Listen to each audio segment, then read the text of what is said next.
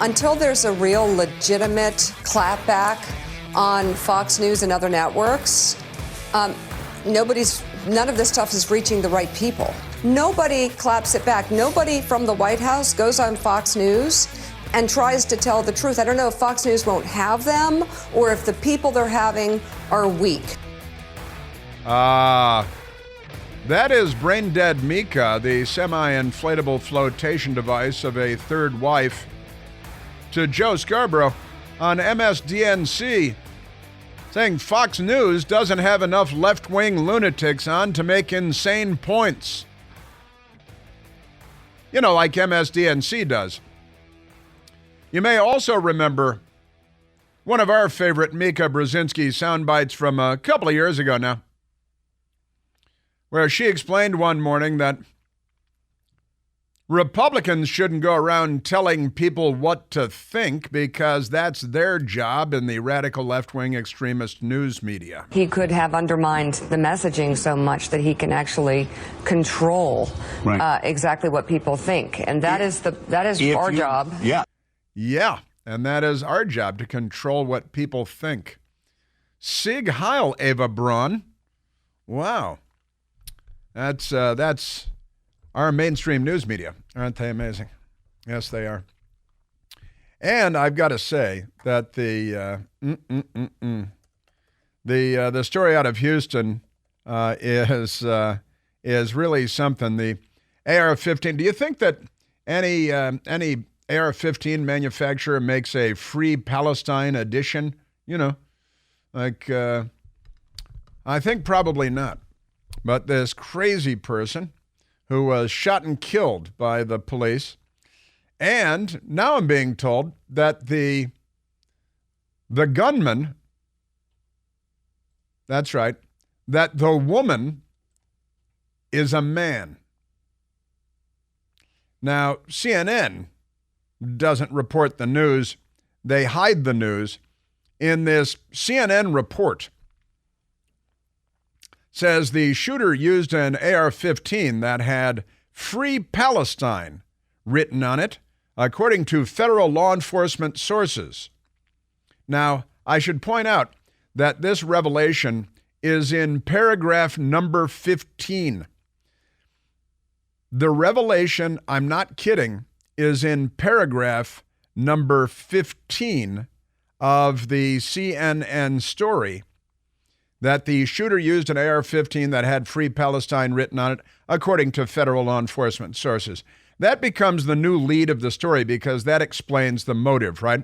And then listen to this next sentence from CNN in paragraph number 15 with the latest update on this almost mass murder in a mega church in Texas with a famous pastor. Investigators are trying to sort out whether she was politically motivated.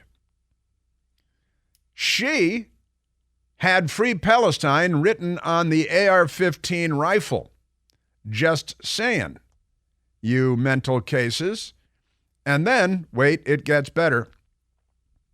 It turns out that she is a he. Lakewood Church shooter, identified as a transgender. Legal name, Genesee Moreno, but went by the name Jeffrey. Sure, naturally, went by the name Jeffrey. How many transgender massacres have we had? You know, given the minuscule percentage of the population that are self-identified transgender people. Boy, I am telling you, just gets better and better. Jeffrey Escalante Moreno, Lakewood shooter identified as transgender. And here's the picture of the thing. And I don't know. I think it's a woman identifying as a man, identifying as a woman. Is that okay? Can you do that? I think you can do that. If you're a Democrat, you can do that. And here's a mugshot from a previous crime when she was living 5'5", 190 pounds. Is that the proper proportion? Should you be 190 pounds at 5'5"? I'm not sure. And the The sex is listed as female here in the mugshot. But here we go again, honestly. And then you want aliases, and we've got Jeffrey G. Escalante. Place of birth is El Salvador. Jeffrey Genesee Escalante, Jeffrey Moreno, G. Escalante, Moreno, Jeffrey Escalante. Then it goes on and on because mental case, right?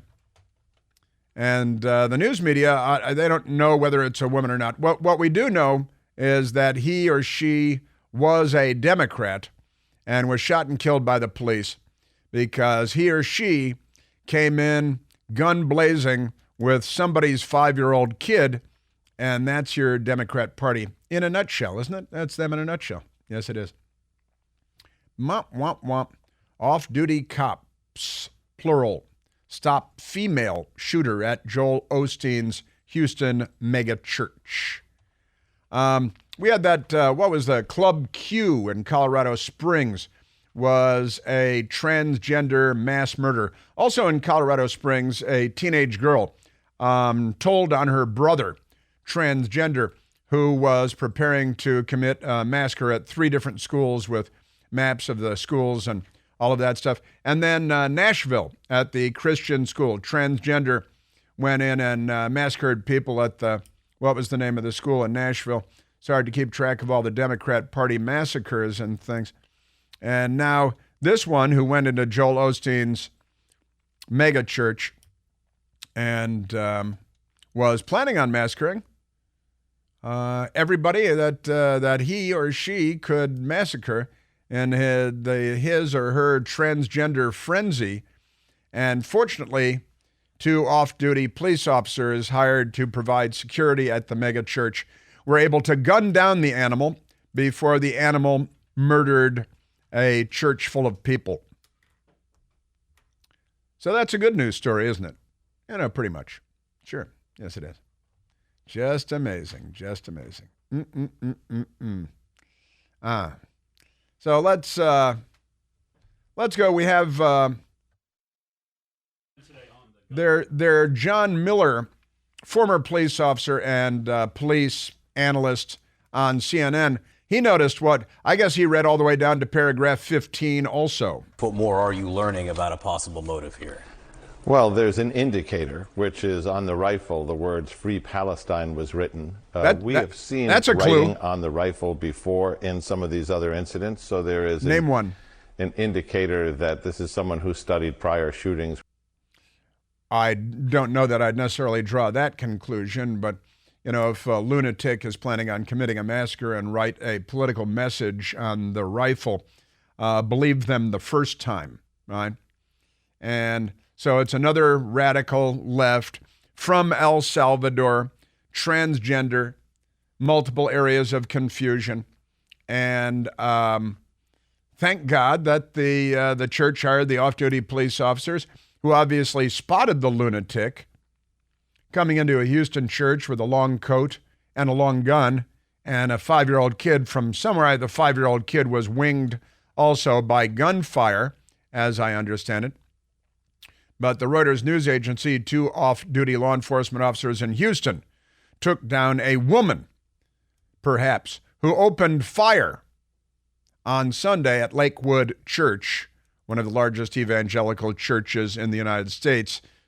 Now CNN, formerly ABC, formerly I think NYPD, John Miller. We don't really know if that is the full breadth of the motive. That's why federal authorities were executing search warrants last night at the home, looking for computers, any written documents, thumb drives, social media, online. They're really peeling back through the identity of this person. Now, we know she's a 37-year-old woman. We know they have her name. But we also know that her identity may have crossed with other identities at different times. Really? Like male identities? And go by Jeffrey and have some kind of Salvadoran version of gender dysphoria? Does it have Bernie Sanders bumper sticker on its Prius? Is there a political motive which could make this categorized as a case of terrorism? Well, talk to us more about that, because that is where it goes to a different level. Free Palestine, written on the gun. They're looking for a political motive, which would mean what? Which would mean, Is this an act of political terrorism where a location was selected because its symbolism and wide audience as a way to gain attention to that? Or is this another case of an unhinged person who has gone back and forth between what they call the salad bar of different grievances? They don't call it that. Where that was one of the things in the mix. Doing what he can to just kind of kick it over there. No, pay no attention to this. And he hasn't gotten into the tranny thing, but that's your news media. And he's not one of the worst offenders.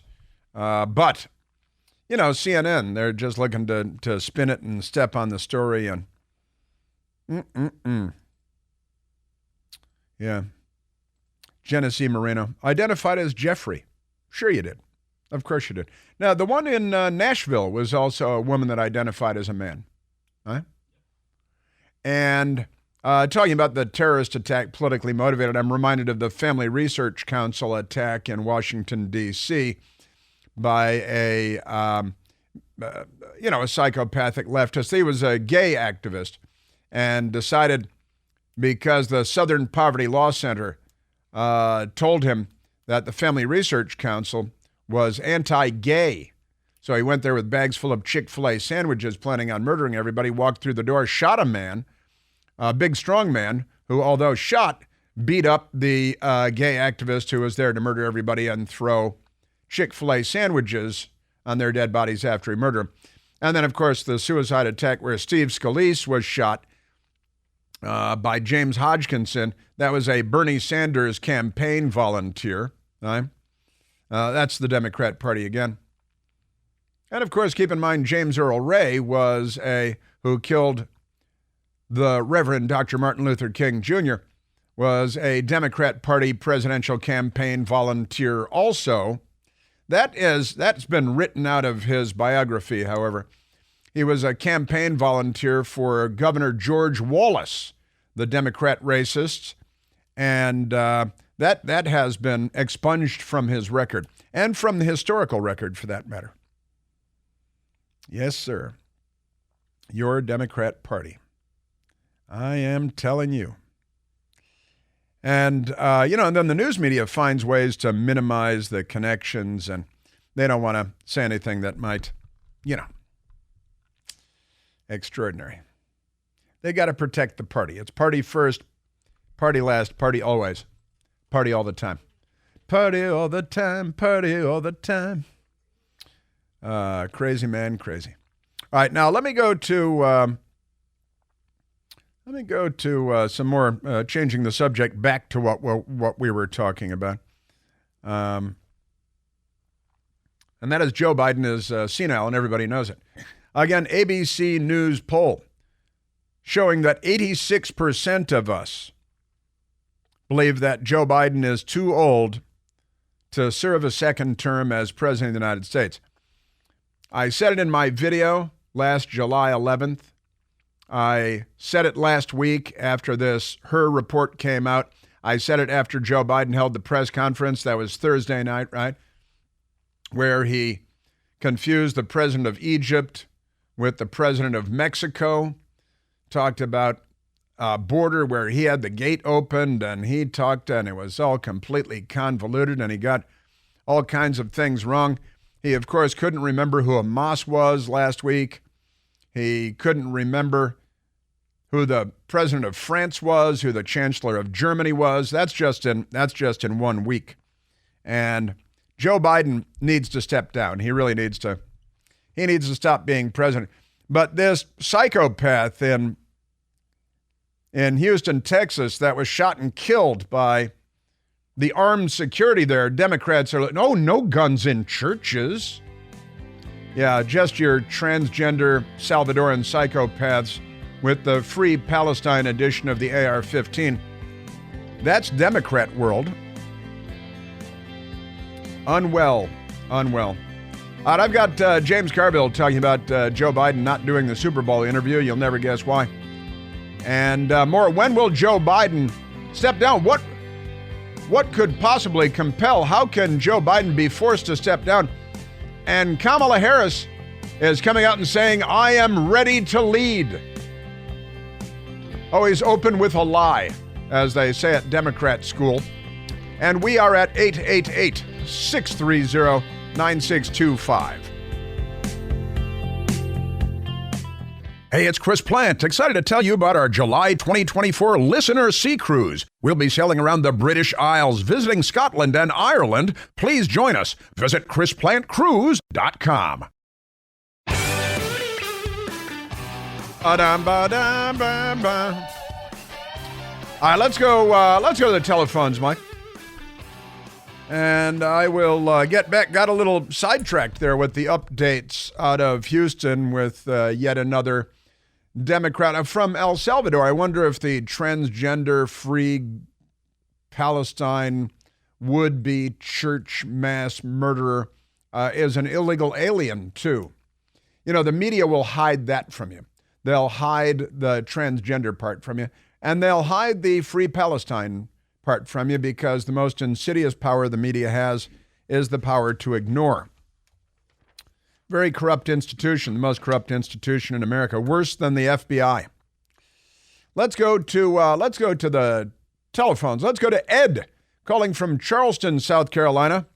Eduardo, you're on the Chris Plant Show. Hey, Chris, just wanted to ask you, Robert Hur said that Biden had, betrayed, I guess you would say, sources and methods. But I'm not sure what sources and methods mean. If you have any former CIA contacts or military intelligence contacts, could you ask him what it would be to betray a source? I mean, is that something that could be very, very important, and maybe even result in some legal problems? Well, it looks like Joe Biden's not going to face any legal problems here. That's not good enough for the Democrat Party, of course. They not only want no legal problems, they want Robert Hur punished, and they're very angry with their own attorney general, too. Now, specifically, what Hur's investigation found when it comes to sources and methods, the documents would contain, and I think you understand, I mean, if we had operatives working inside of the Kremlin feeding us information, right, that would be a source. And these documents might compromise that source and get that source killed.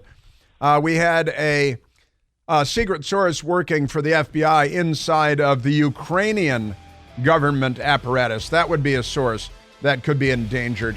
But, they gave the Bidens millions of dollars, so it's probably okay.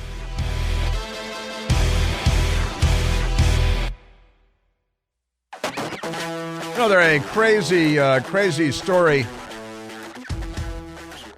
about, thieves, Democrat thieves. They like stealing things, It's one of the party's characteristics.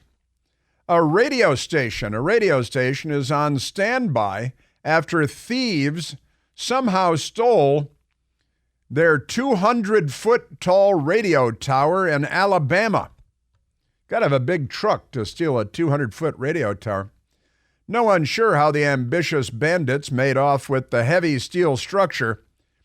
WJLX station general manager Brett Elmore told WBRC, and Brett Elmore was like, say, for crying out loud, I've tried all weekend to figure it out. I just can't.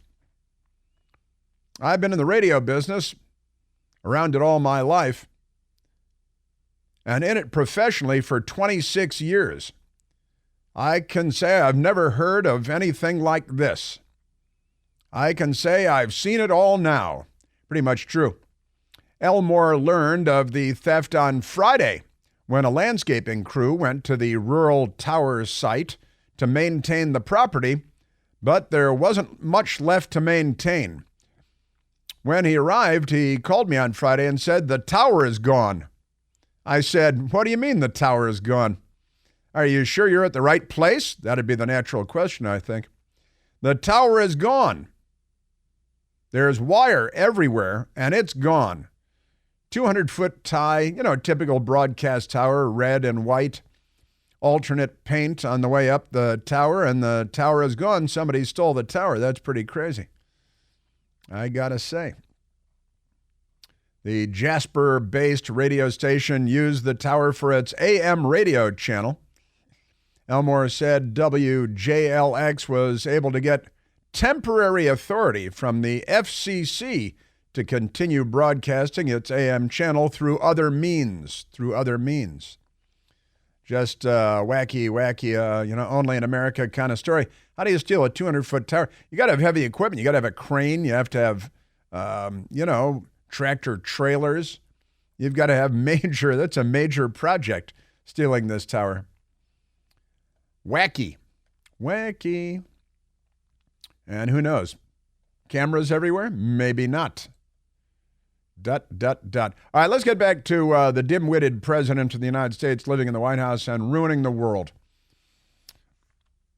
Left-wing, really Clinton administration official, James Carville, from, Louisiana, the Ragin' Cajun, they call him, and he's crazy. He's married to Mary Matlin, who is a Republican of sorts, and they had, it was the most interesting marriage in Washington for years and years. James Carville on CNN was asked, hey, President Biden decided that he was not going to do the traditional, he didn't do it last year either, interview on Super Bowl day. Whichever network has the Super Bowl, they do the interview with the president, and it's custom. And it's always a softball interview because it's Super Bowl day. And so you have a nice, easy whack at the biggest audience.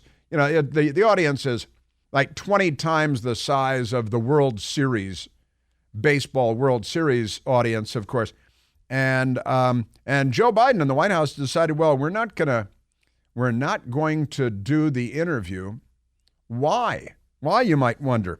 James Carville was asked, and he had an opinion. Well, when you don't accept a Super Bowl interview, you're, I don't know, pulling averages, you're 3 points down in a two-way. It's the biggest television audience, not even close. And you get a chance to do a 20, 25-minute interview on that day, and you don't do it. That's a kind of sign that the staff or yourself doesn't have much confidence in you. There's no other way to read this. No other way to read this. Either you have no confidence in yourself and your ability to sit for a softball network interview with the most gigantic audience in the world, or your staff says, you know what, we better keep him away from the cameras because his brain is no good. James Carville. He's not going to do debates. He is old. No debates. I know what it is because I'm almost as old as he is. And it's never going to get better. You never, today is the youngest you'll ever be for the rest of your life. That's true. Tomorrow you'll be a day older than you are today. See how that works? It's. I don't think Joe Biden could explain that, though. Pretty amazing stuff. And when you got James Carville, now the Democrats are, they're the rats fleeing the sinking ship that is the Biden presidency. I said last week when the Hur report came out, and then when he did the, whatever that was, the statement, and took a few questions at the White House the other day, and then he wandered back and confused Egypt with Mexico and so on. I said, well, that's the end of his presidency. And I stand by that. Now, he's still living in the White House, and he's still the president. But I believe that the Hur report and the press conference of sorts that he held will mark the end of Joe Biden's presidency. And now you've got James Carville, who is a dedicated, to the end Democrat Party apparatchik, and he's even having none of it. How can that be?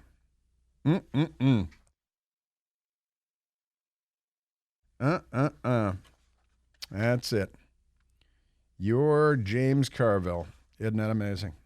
Now let's go on to the rest of the Margaret Brennan on CBS doing Face the Meat. Was that Meet the Fate? No, it's Face the Nation. Margaret Brennan doing Face the Nation. And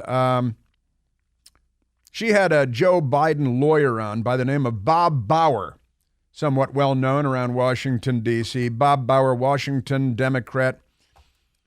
And Margaret Brennan, Washington Democrat. It's good to be a Democrat. It's a circle fest in a hot tub. And she asked him about what I was talking about, and I've been texting about it all weekend. Let's release the transcripts of the Robert Hur special counsel interviews with Joe Biden. We own that. We are the taxpayers. We are Americans. You work for us. Hand them over. And if there are audio tapes or videotapes, then hand those over. Those belong to us too. And here is Margaret Brennan yesterday. Face the Nation, CBS, with Biden lawyer Bob Bauer. What you're talking about and letters you've released make it sound like there are indeed transcripts that you have of these conversations over the 8th and the 9th. Yes, I'm drawing here on my recollections, but yes, there are transcripts. And as you heard Ian Sams in the press briefing room say, there are discussions underway because it's a classified document about what could or whether will be or when released. I can't add anything to that today. Do you favor releasing them? Well, it's really a decision that has to take place within the government. It's a classified document. Counsel, I'm the president's personal counsel. Right. Would you recommend that these be made public if they indeed back up your personal record? Again, there's a process underway. I'm not a specialist in that process, and so I really have to defer to those who have to work through those issues. Classic Washington weasel. Well, who am I? It's the government. We must depend on the government to protect the Democrat Party, as they have demonstrated a desire to do. The interviews took place on October 8th and October 9th of last year. The massacre in Israel took place on October 7th, and they are pretending that Joe Biden was so distraught by what happened in Israel, calling Netanyahu an a-hole and things like that, that's why he couldn't remember when his son Beau died within several years, and he couldn't remember when he became vice president of the United States, January 20th, honestly, of 2009. It's amazing stuff. And President Trump weighed in on this too, talking about the Robert Hur report and Joe Biden. The special counsel's report tries to let Biden off by claiming that he is too mentally incompetent to convict at a trial. But if Joe Biden is not fit to charge, they're not going to charge him with a crime, but it's okay for him to become commander-in-chief. Think of that one. Yeah, then, think of it, honestly, if you're not fit to be tried for the crimes that you've committed, and the Robert Hur report does say that he committed the crimes in question, multiple crimes. President Trump was charged with keeping and holding classified documents. Joe Biden and President Trump had declassification authority as president of the United States. Joe Biden did not when he was a senator, did not when he was vice president, yet he had troves and troves of classified documents, including documents containing sources and methods, the most closely held of classified documents. And he's not going to be charged because his brain, she's a no good. And also he compromised the stolen classified documents that he had no legal authority to possess. That means they were stolen. And the Robert Hur report says that they were compromised. And if they contain sources and methods, then we're talking about highly classified, likely very top secret, compartmented information. Hillary Clinton was on with her pal Alex Wagner at the radical left-wing MSDNC. And Hillary Clinton was asked, the new ABC poll says 86% of us believe that Joe Biden is too old to have a second term as president. 86% is monumental. And Hillary Clinton, she thinks, Joe Biden is 81 years old.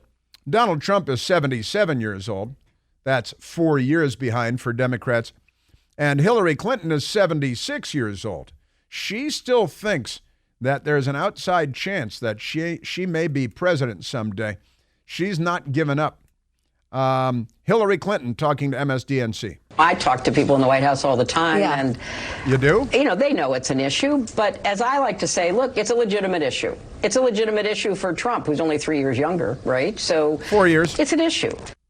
He's 77 and Biden is 81, and that's not 3 years, that's 4 years. It might be 3.5 years or 3 3/4. And Hillary, you're 76 and Donald Trump is 77. And, you should maybe have a debate when the Democrats make you their nominee after Joe Biden is forced out. Alejandro Mayorkas lied over the weekend. He went on Meet the Press to lie. And Chunk is no longer there. They don't have Chunk to push around anymore. Chunk Todd has moved on to greener pastures, although that's pretty green pasture doing a Sunday talk show on one of the broadcast networks where they pay you millions of dollars to fluff the Democrat Party and pretend you're a journalist about once a year by yelling at a Republican. Alejandro Mayorkas, who's not on our side, and there's another impeachment vote scheduled for tomorrow to impeach Alejandro Mayorkas, and we are expecting and anticipating the return of Congressman Steve Scalise, who was shot and nearly murdered by a Bernie Sanders volunteer, which is water under the bridge. No big deal, one-day story, right? And Alejandro Mayorkas lied like a pro, telling us how great, how smart Joe Biden is when you meet with him.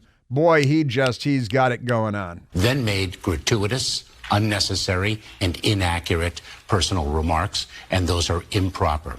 The most difficult part about a meeting with President Biden is preparing for it, because he is sharp, intensely probing, and detail-oriented and focused. Gratuitous. All of the media and the Democrats, but I repeat myself, are saying that Robert Hur's report contained gratuitous information about Joe Biden's brain not working well. It's not gratuitous. It's very important. He's the president of the United States, and he should leave. He should step down. Let's go to Congressman Eli Crane. Congressman Eli Crane was at a Republican event, and he just started telling the truth like nobody's business. You know what I love about this, watching where President Trump is at in the polls? I love it because it shows the American people don't trust you guys. And they shouldn't. To the media. Because you guys are full of it and everybody knows it. And everybody knows it. And the press is there, and they're just slack-jawed. This is kind of an amazing story, I've got to say. 44-year-old from Arizona, member of the House of Representatives, and the press is there, and he's telling him what he thinks. You know how I know it wasn't an insurrection?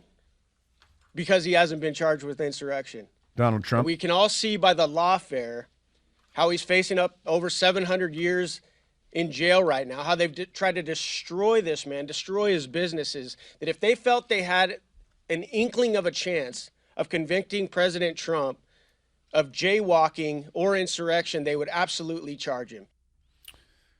They would, and they absolutely would charge him. Congressman Crane. You know how else I know it's not an insurrection? Because this is the first insurrection in the history of the world where the people that were a part of it were unarmed. It's pretty hard to do if you walk around and see how many individuals are carrying firearms. All right. Last thing I want to say about how I know it's not an insurrection is because I actually listened to the words of the president. If you're trying to stoke an insurrection, you don't tell the people listening, hey, I want you to go over there peacefully and patriotically. All right. This is not an insurrection. I like this guy. This guy's great. Let's jump to number 13, Congressman Eli Crane, Republican from Arizona. If you had any courage, I want you to ask some questions. The media. About that day, January 6th, that we keep talking about. Why has the pipe bomber not been caught yet? Good question. Huh? Why has the pipe bomber not been caught? The one individual that could have committed multiple mass casualties has not been caught yet. That is obviously a very legitimate question. There's video talking on the cell phone. Where are the cell phone records? You're busting grandmas in Alaska, but you can't find the guy that allegedly left an alleged pipe bomb at the alleged DNC headquarters and at the alleged RNC headquarters on the same day. And with the biggest FBI manhunt in the history of the FBI, that's true, you can't find the guy that allegedly left pipe bombs there. The vice president, Kamala Harris, was going through there if all this were true. And then he throws the Ray out, and he's just sticking it to the press. Every Republican should do this every day. Why did it take so long for Ray Epps to be charged? Go watch videos of Ray Epps on that day and how he was stoking the entire thing and how long it took him to be charged. And yet there were so many people that were brought into the D.C. jail, and they're still there to this day. Uh-huh. By the way, the Biden lawyer that we played from Face the Nation, Bob Bauer, he's married to Democrat apparatchik Anita Dunn. You may remember Anita Dunn. She's the one that her favorite political philosopher is Mao Zedong. She is a communist, I guess. Yeah, and her husband, Bob Bauer, Robert Bauer, the Democrat lawyer, I wonder if he loves Chairman Mao too, like his wife does. Remember when the Obama people put a Chairman Mao Christmas ornament on the White House Christmas tree? And a transgender. Do you remember the name of the transgender person? Head of lettuce is correct. Very good. Head of lettuce. Like head of hopper, but it's head of lettuce. Yes, sir. Good stuff. We're living in very corrupt times. I like the truth. Two of my favorite political philosophers, Mao Zedong and Mother Teresa. This music's better than the Super Bowl halftime show. All of our music is better than the Super Bowl halftime show, which wasn't terrible, but it wasn't great. Mayor Bowser in Washington, D.C. is a Democrat. Thinks she's LGBTQ. Says that Chinatown will become the first safe commercial corridor hub. They're going to have social workers out on the street. That's after the sports teams announced they were leaving that neighborhood. Now they've decided, hey, wait, maybe we should make the city safe. At least one neighborhood.